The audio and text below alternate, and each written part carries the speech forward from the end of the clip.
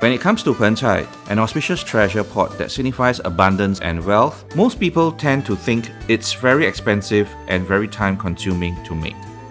Abalone or Baoyu is an auspicious essential for Pen Chai, so be sure to use one that's of excellent quality. New Moon New Zealand abalones is one of the best you can find in the market. They have a firm texture, so it's great for braising. Here's a more fuss-free Pen Chai recipe. In a large braising pot, place chicken broth, oyster sauce, water, radish pieces, and mushrooms together. Bring to boil and simmer for 25 minutes. After draining the mushrooms and radishes, set aside and re-boil the braising liquid. Season to taste as needed with some extra oyster sauce. Thicken the gravy with prepared cornstarch solution. Blanch the prawns and scallops till cooked. In another batch of boiling water, blanch the broccoli for 2 minutes.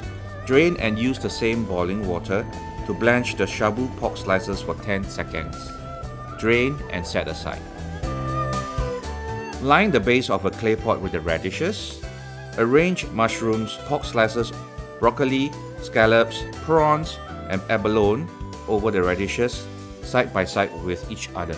Pour the thickened gravy over and drizzle some XO sauce parsley over the ingredients before serving.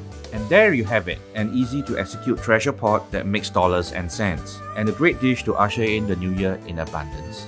By cooking this at home, you can save at least 50% or more than what you would pay for at restaurants.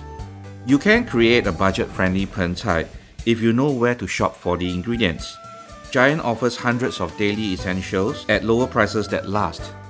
They also have an ongoing Chinese New Year promotion to help stretch your dollar for the festive season.